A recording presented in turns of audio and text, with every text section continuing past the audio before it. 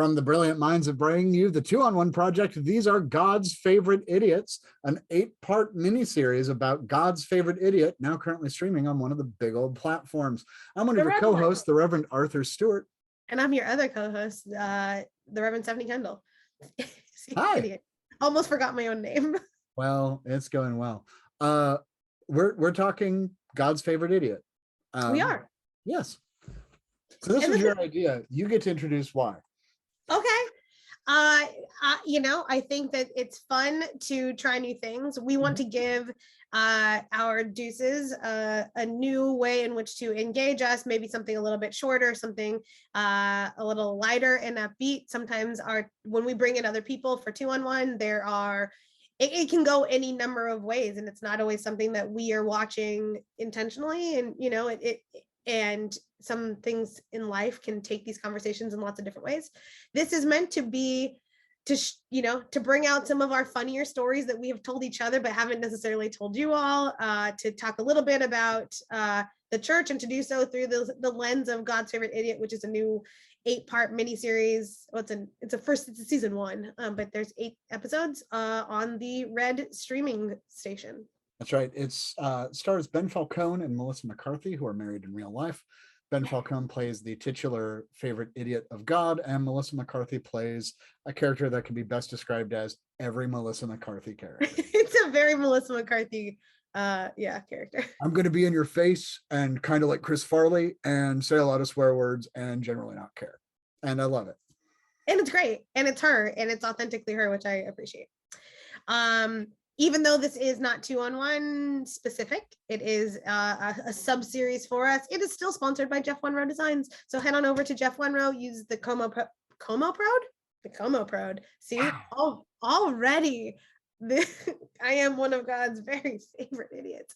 Promo code 2-on-115, 2-on-115 for 15% off your entire store order. Jeff Wenrow is not one of God's favorite idiots. I would argue that it is one of God's favorite liturgical textile purveyors, because they're just absolutely fantastic. Go to Jeff Wenrow, JEFFWUNROW.com. After today's show, buy stoles, use our promo code, make friends with everybody. Do that. All right. So episode 1, what did you think? So we meet our cast of characters. We meet everyone who is we only don't meet everyone in the show in episode 1. But what did you think overall? It's a little wacky. Yeah. I mean, dead silence is great for podcasts. I'm sorry, would you re-ask that? Yeah. Okay, I'm gonna lead us in a different way.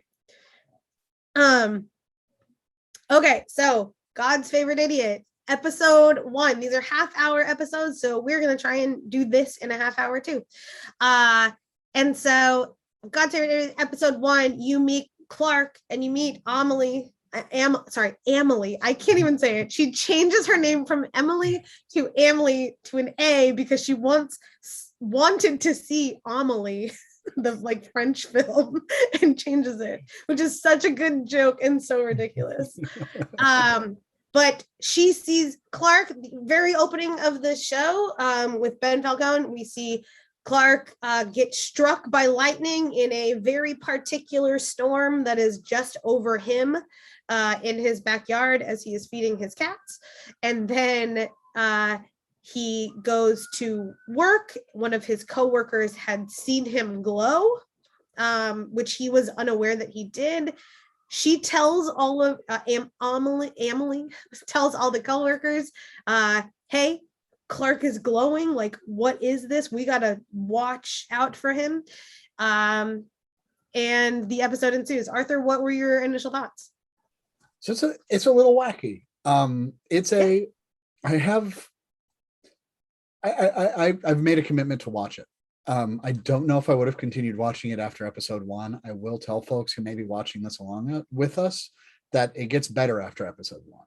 It does. And this is clearly very much a married couple with a bunch of folk they love bullshitting with, making a show together.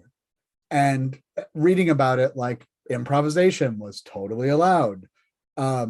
at all times, and you can kind of see it. And there's sometimes where it's like, oh, they're all just being mean because I think they're trying to make each other break. But I like the premise. I love how they treat their boss Frisbee. And overall, There's a respectful disrespect for Frisbee. it's not even like respectful. It's just blunt hatred sometimes. And it gets worse and worse. And there's a thing in episode 3, which we'll get to in a little bit. But Spiff, what do you think? You're the one who picked this. Well, and I picked a whole name. I picked it before I even really started watching it, but it was like, what does it mean? There are so many times in which I feel like, not that God doesn't love me, but that I'm just like that I don't know what I'm doing, that I don't get all of this, that being called to the church is a really hard call, but it's a really cool and funny and fun call too. And, our Bible is chocked full of not the best and brightest always. And so I really liked the premise of God's favorite idiot, which is, we're assuming this guy, Clark, who God has chosen to do, we're unsure with yet, but God has chosen. And so when you feel chosen, you feel like a favorite. And so I was like, I'm in. Let's see what's up. Well, so Clark isn't religious. He's not a minister. No. He's not a practicing theist, it seems. He probably has moralistic therapeutic deism, like so many of us ultimately do, especially in social settings. And I suppose he's not an atheist.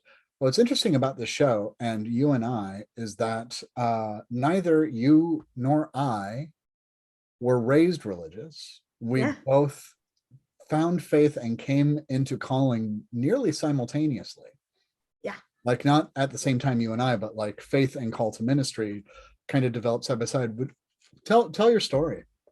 Yeah. I mean, we very much, I was like, oh, this episode 1 is a call story. It's a story about what it means to from out of nowhere feel called by God to do some really intentional work. And so for me, I was in LA. I was 27, had never grown up going to church at all.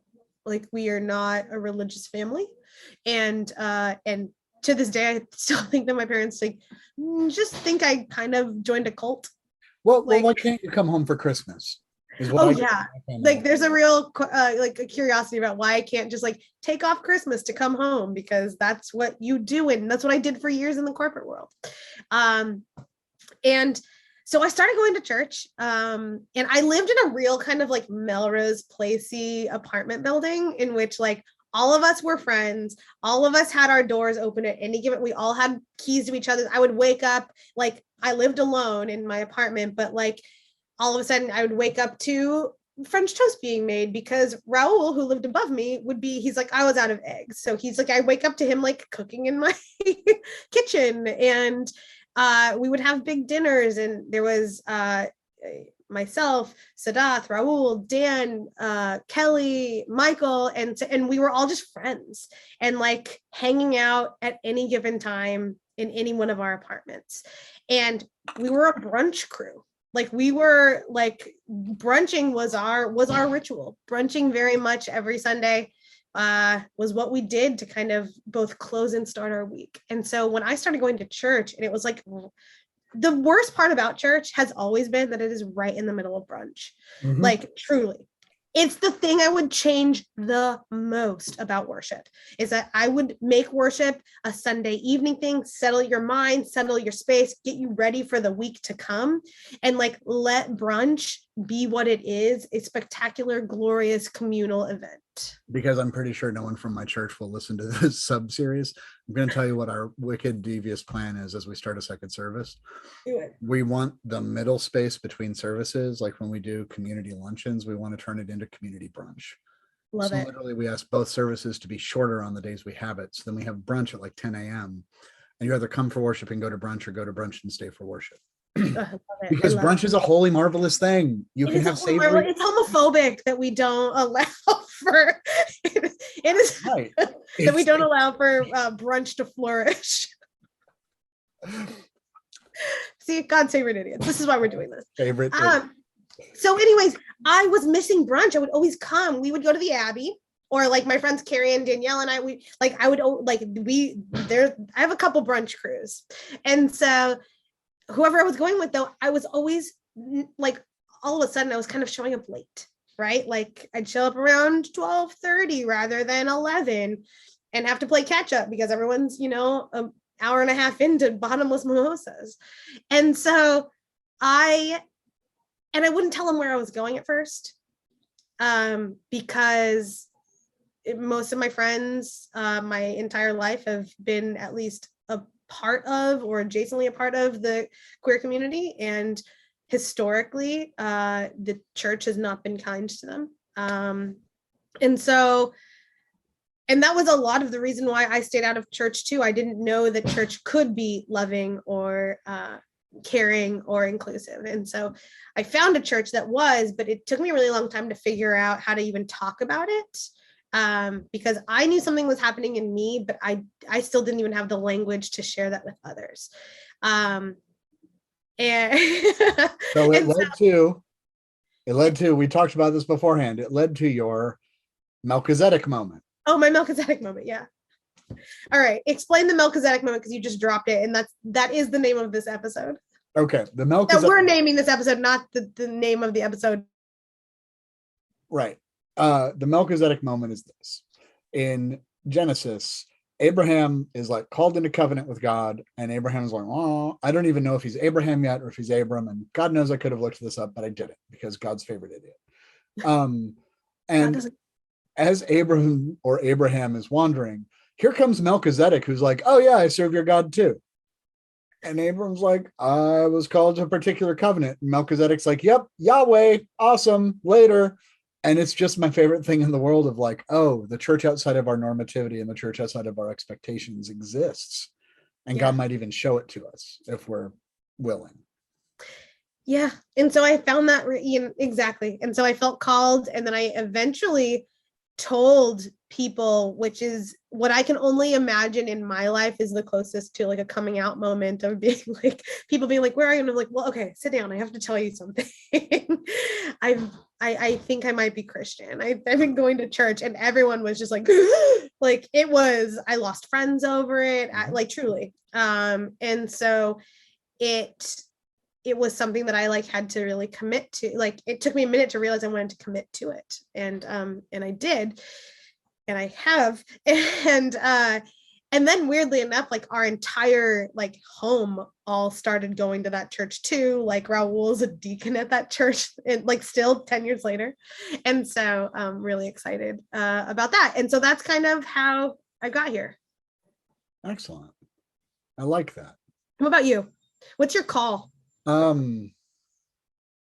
So I lived in Iowa City for a couple years. I was crazy. Like I snapped, and in hindsight, I had a complete and utter nervous breakdown and did not treat it, and instead just lived in like this fractured life for another year until I had another nervous breakdown. And then came to the church. Great. Well, no. So I had a terrible relationship with a roommate of mine, and I realized the less time I spent at home, the better. So I started attending a Quaker meeting, and I would just hide out. And I was the guy who fell asleep in the back of Quaker meetings because I was exhausted. And I think I encountered the Holy Spirit, and there's a lot to talk about with improvisation and the spirit and group mind. And like my first encounter with her was when I was 17 at a show that I do not remember, but it was probably the best show I've ever had. And I legitimately think that was a theophany or a pneumophany. I don't know what the word would be. But that led me to applying to work at a summer camp I went to as a kid. It was a religious summer camp, but I was not religious. Worked for that camp for about a month before I was fired for using inappropriate language with my subordinates. There's a story I won't tell because this is kind of, I know I already said the word once, but whatever. I'll tell you the story when we're done with it. Needless to say, I was ironically fired for using inappropriate language with my subordinates. In that time, though, I met the church that would call me to be their youth director because I didn't care about pay and I had no idea what I was doing. That was God's favorite idiot right there, where I was teaching the Bible by staying just like a chapter ahead in the Hebrew Scriptures for Beginners book and then the New Testament for Beginners book. And that led to prayerfully considering a call to ministry and prayerfully considering seminary. And one day I was sitting in an education class because I was going to be a middle school history teacher. I still threaten to be one when I'm having a bad day at the church. And I just realized I don't want to do anything else but do ministry. Mm-hmm. I don't think I can do anything else.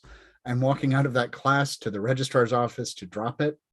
I tomahawk chucked my books into a dumpster, and the professor was like right behind me, and I don't regret it because she was a terrible professor. Oh, well. Yeah. But then that leads to seminary in Texas and serving a church where I was gay. And Yeah. I don't know if I was in the closet or not. I was not open about who I was. Uh-huh. And then living a more authentic lifestyle. Look at that. See, God uses God's favorite idiots. Yeah, I told people that I was going to church, like that was the big thing. And then I just like never left. It was like the joke was that like I stepped foot into church and then like never left it. But although there were years in which my God's favorite idiot years were the years in which I was just one of the young adults trying to figure life out, trying to figure all of this out. And like there's a night, oh God, I'll tell this story, but forgive me those of you out there, I won't name names who's there.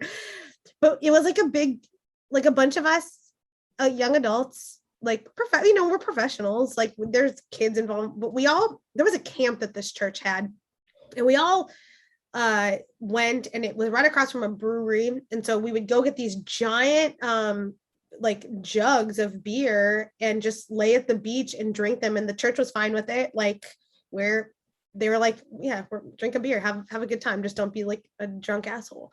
And so we weren't, but we all really solidified that friendship. And there was probably 12 of us like in that group, like a really solid group that were every Sunday we were in worship, we were worship leaders, we were deacons, and all of that.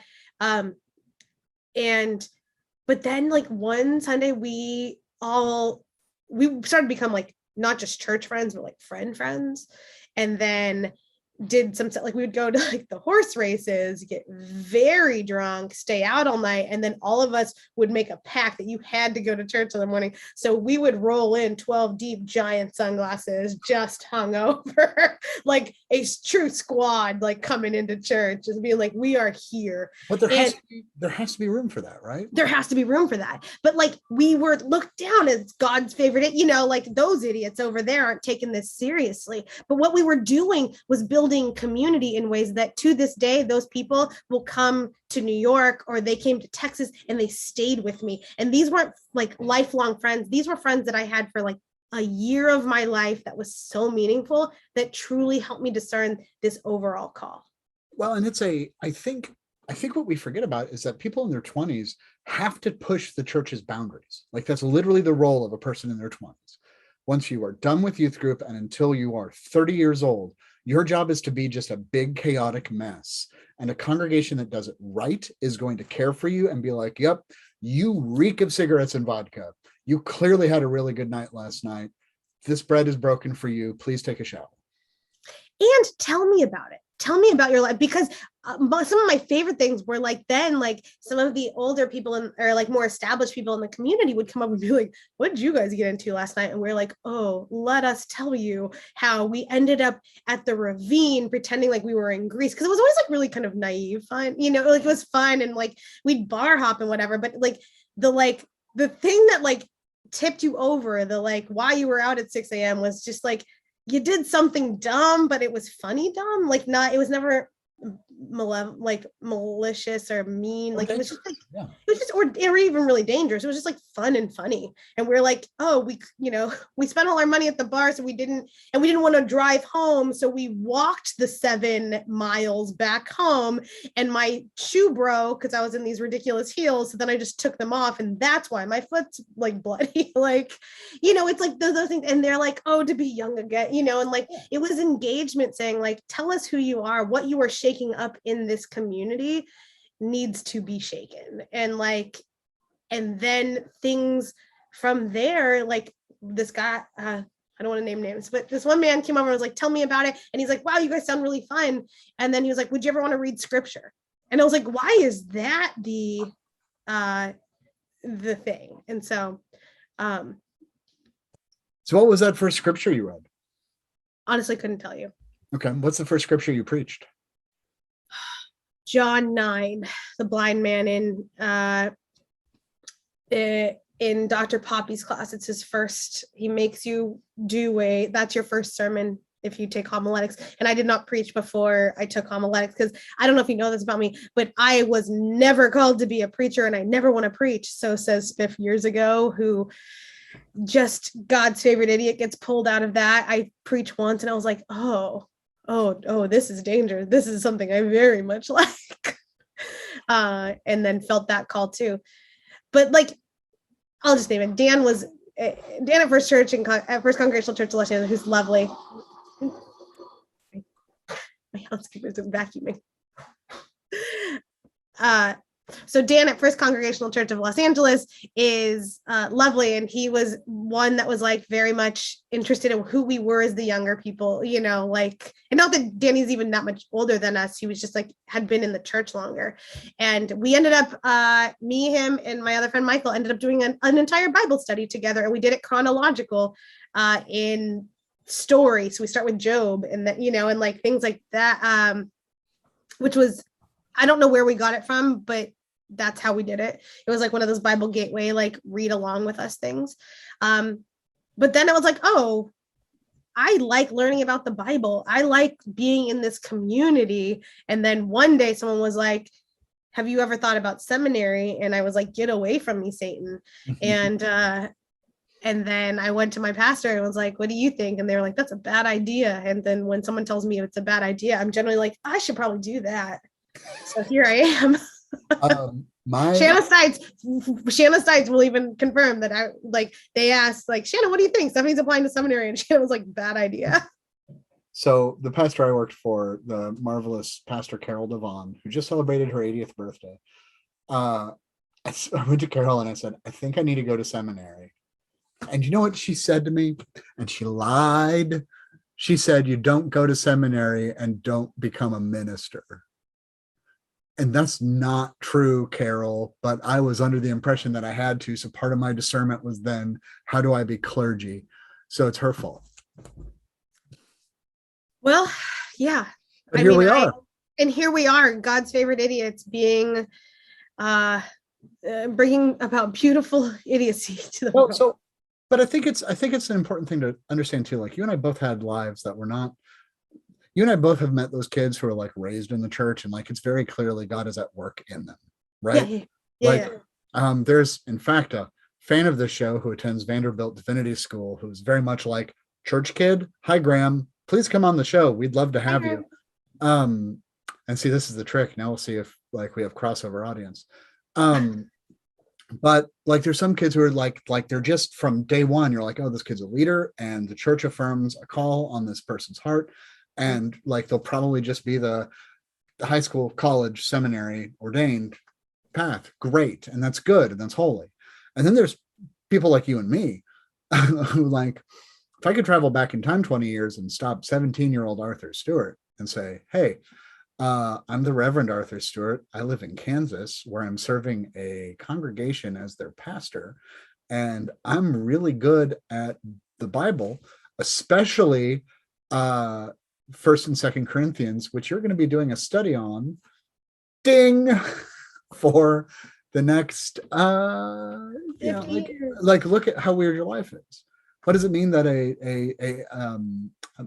a movie producer and a jazz musician got called into this and seemed to be doing okay?